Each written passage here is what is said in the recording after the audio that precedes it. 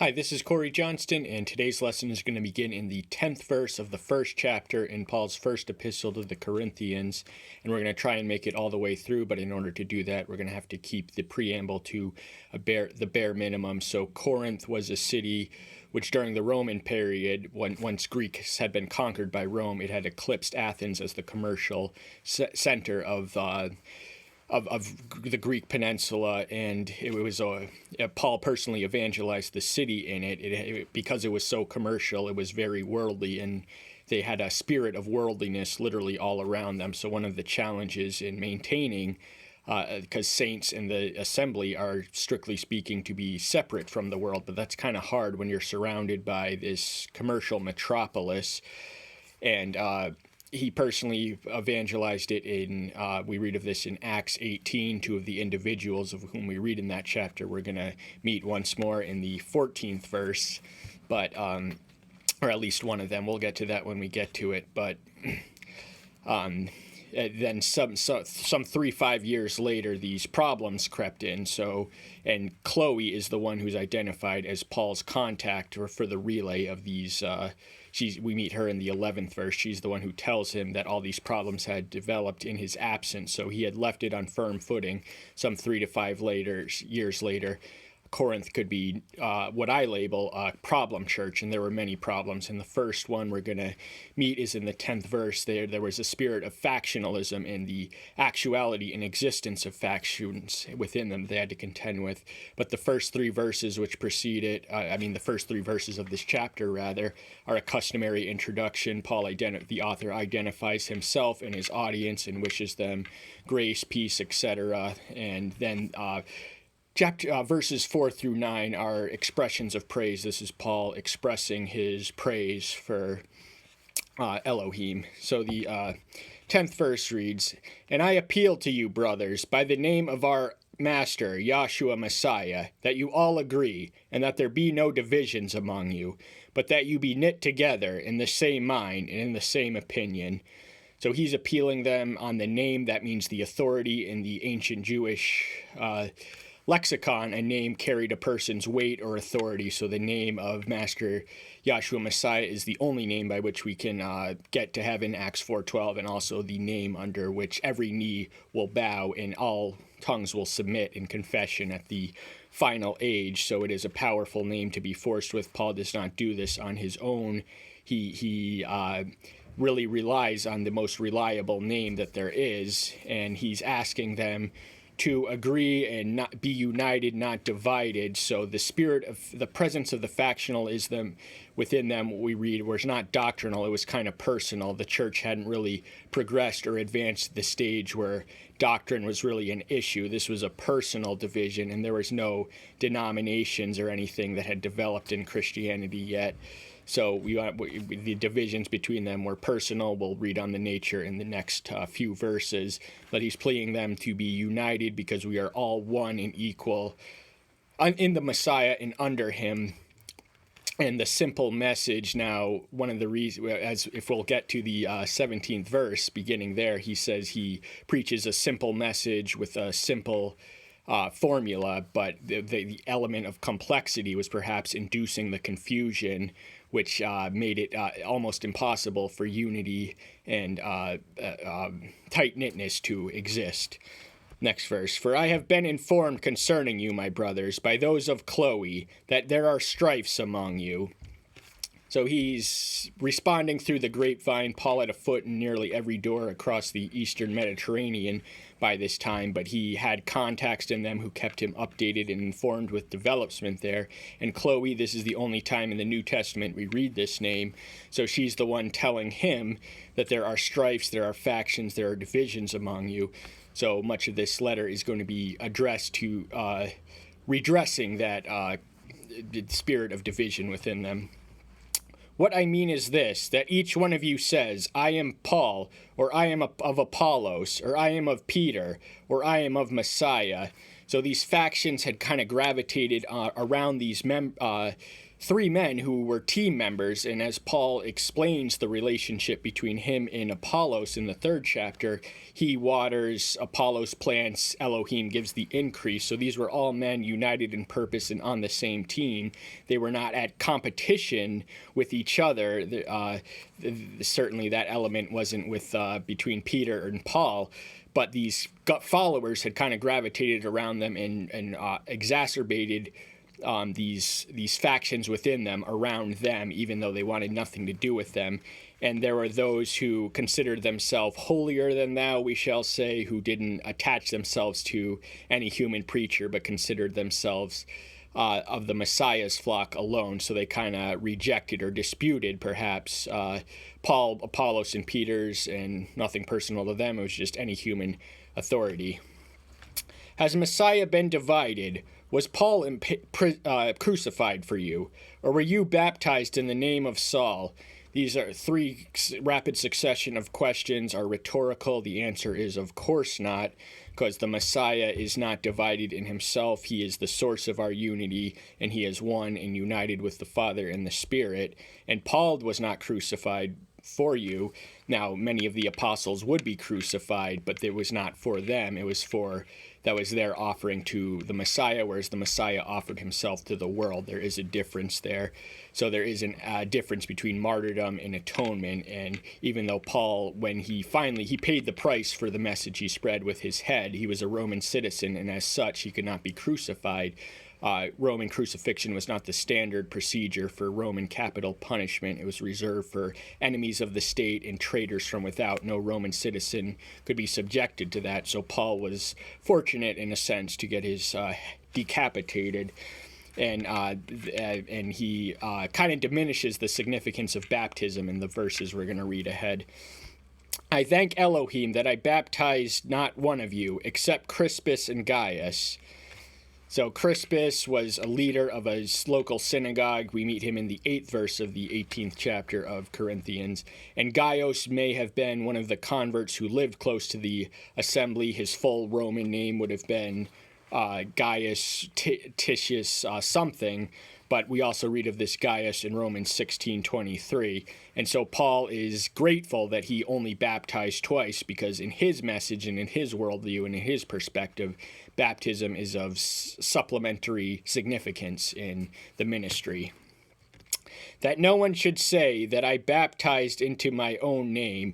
So his concern was that that if he baptized merely for mass audiences, that would be a substitute ministry for him, and that wasn't the reason he was sent. That's not the reason he was called. That's not the reason he was chosen. That's not the reason he was commissioned.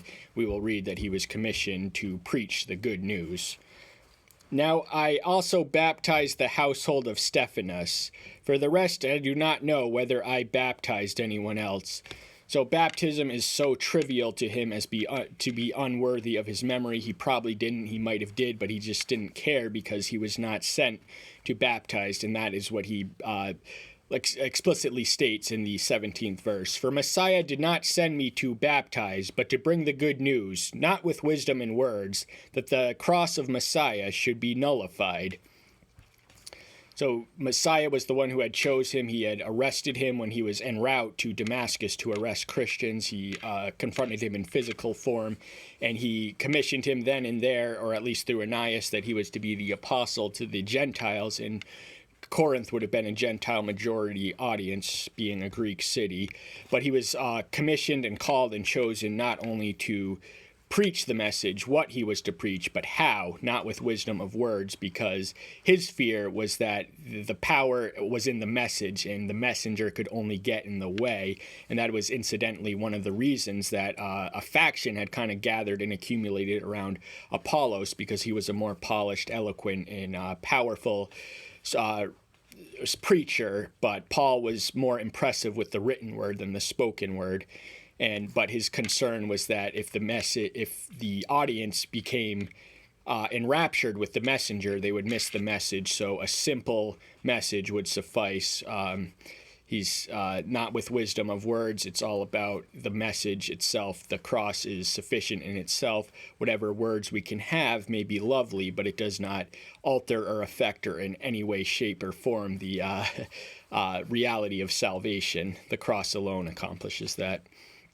For the word of the cross is indeed foolishness to those who are perishing, but to us who are being saved, it is the power of Elohim.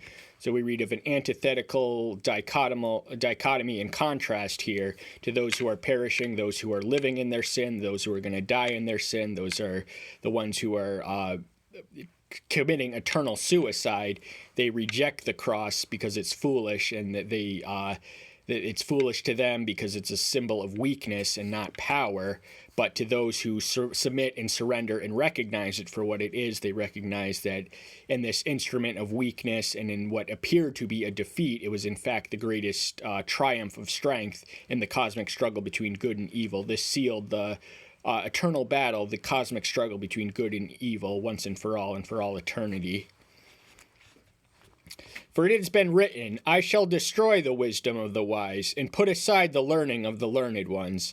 This is a citation of Isaiah 29:14, but the message is that the wisdom of the wise, this is Yahweh speaking, so the wise in the ways of the world, human wisdom is as nothing compared to him who is omniscient. That is the attribute of infinite or unlimited intelligence. So our finite minds cannot muster that which can thwart his schemes, which he is determined to destroy.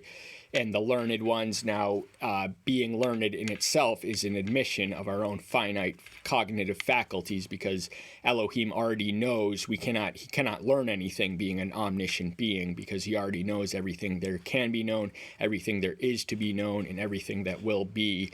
He knows it all at once, and there's no element in learning. There's nothing we can teach him. He is our teacher. We cannot presume to teach him. Where is the wise? Where is the scholar? Where is the debater of this age? Hath not Elohim made foolish the wisdom of the world? Now, the wisdom of the world and, these three figures, the wise men, the scholar, the academic, the intellectual, the debater, the arguer, the stage present, the politician even, they are all foolish, as is everything in the ways of the world. And look at the world we live in today. That where is the wisdom of the world? It is our best brains and top scientists are gathered around the trying to build more explosive bombs and more effective and accurate missiles. So our best brains are geared to our mutual assured destruction, and that just shows how foolish how paradoxically foolish human wisdom is. For since in the wisdom of Elohim, the world through wisdom did not know Elohim, it pleased Elohim through the foolishness of preaching to save those who believed. So all the culture, all the education, all the sophistication, all the cosmopolitan delights, all the fruits of civilization and refined society, all the wisdom in the world is not going to let you know what you need to know about who Elohim is, and we can only know him through faith, not by wisdom. That is not to discourage us from the pursuit of wisdom to supplement our faith. That would be the lazy thing to do, but it's only not to become excessively reliable on our own wisdom. It is through faith, and faith seems foolish to those who are culturally conditioned to be sophisticated and urbane and dignified or whatever else. Faith seems foolishness. But there is power in faith. Faith is a principle of power and action and wisdom. And since Jews ask a sign, and Greeks seek wisdom, yet we proclaim Messiah impaled, to the Jews a stumbling block, and to the Greeks foolishness. So the Jews, what convinced them were miracles. They had a rich history of miracles. There were many sign seekers who impiously asked the Savior to perform signs to prove his divinity, and the stubborn-mindedness within the generation of Jews, most of whom were alive during then. This was in the 50s, the fifth decade of the first century A.D., and so they were the Jewish people at this time. They were accustomed to miracles, and they needed a miracle. But the irony of having such a rich lineage of such builders of faith is that it actually diminished the faith of those who had become accustomed to it. And the Greeks, they had all the philosophers. They were wise in the ways of the world, and they were in fact wise people. But a lot of them stumbled over the message which saved, because foolishness is wisdom is no substitute for faith in the plan and the processing of it, of salvation. So because the Jews couldn't see the miracle in the cross, they thought it was this abject humiliation of a condemned criminal. The idea that it could somehow uplift and exalt all of humanity did not process their mind. The cross is a miracle. And when the sign seekers asked Yahshua what miracle would he perform, he said, "No miracle shall be given but the sign of Jonah." That was an allusion to the resurrection. For as Jonah spent 3 days in the fish of the belly, so too would he spend 3 days in the ground and rise up on the third, much as Jonah was spit back onto shore by the fish who swallowed him.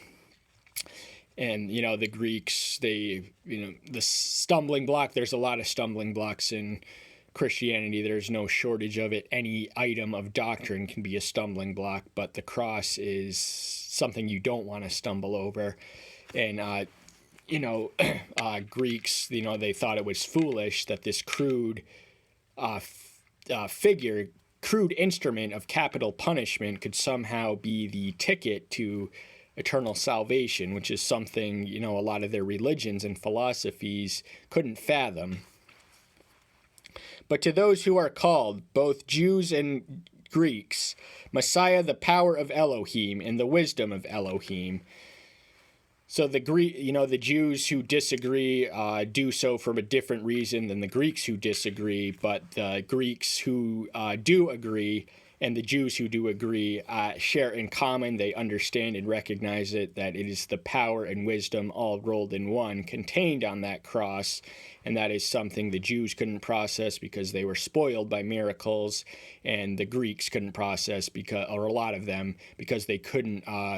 It baffled their wisdom and their worldviews and their philosophies, but that there were Jews and Greeks who both collectively knew it, and individually and collectively they recognized and utilized and benefited from the power and the wisdom of divinity to accomplish their eternal salvation. For the foolishness of Elohim is wiser than men, and the weakness of Elohim is stronger than men. So there's no comparison between us and divinity. There is, first of all, no foolishness or weakness. There is no hint or any element of those traits in Elohim. But if he did have some, him at his most foolish is exponentially, infinitely wiser and stronger than anything man can muster. So all the wisdom in the world is not going to guarantee you to process this message to your own benefit. And this, the paradox is that we become weak, we become strong by becoming weak, we attain victory by surrendering, because when we are weak, that is when we can lean on his strength, and he can carry us all the way in ways that we could never hope to by our own resources and self-sufficiency, of which we are sorely lacking in. For look at your calling, brethren, that there were not many wise according to the flesh, not many mighty, not many noble. So the traits and characteristics which were esteemed by the world, which is, remember, in Corinth, literally all around them, they were of a different fold. They were, not many of them were wise according to the flesh. That means they didn't have worldly wisdom. They weren't, recognized at the university. They weren't mighty. They didn't have a socioeconomic standing. These were poor, foolish, outcast, despised, and rejected sinners. But they are made something greater than themselves, not only greater than themselves, but greater than their worldly superiors through the power of the transformative power of this message, which turns losers into winners and winners into losers. And Elohim has chosen the lowborn of the world and the despised, and the ones that are not, that he might bring to naught the ones that are. Now, each of these are a separate conversation, but the word despise immediately pops out.